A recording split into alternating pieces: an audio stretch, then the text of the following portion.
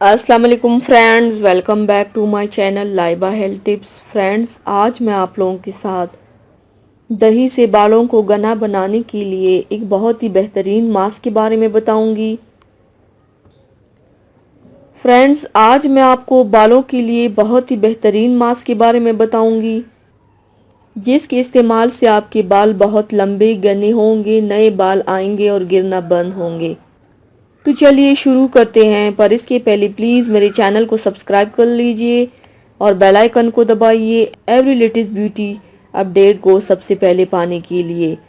Mask बनाने के लिए सबसे पहले बर्तन में 1 चम्मच दही डालें, 1 चाय का चम्मच शहद डालें, 1 चम्मच जैतून का तेल डालें, 1 चम्मच प्याज का रस डाल दें। अब इन सब को अच्छी तरह से मिक्स कर लें। मिक्स करने के बाद अब इसको 1 घंटे के लिए बालों में लगा रहने दें। 1 घंटे के बाद बाल शैम्पू से धो लें। हफ्ते में 2 बार ये मास्क लगाने से आपके बाल काफ़ी अच्छे हो जाएंगे, गिरना भी बंद होंगे इंशाल्लाह। तो व्यूवर्स, थैंक्स फॉर वॉचिंग। मेरी वीडियो को लाइक और शेयर ज़रूर कीजिएगा।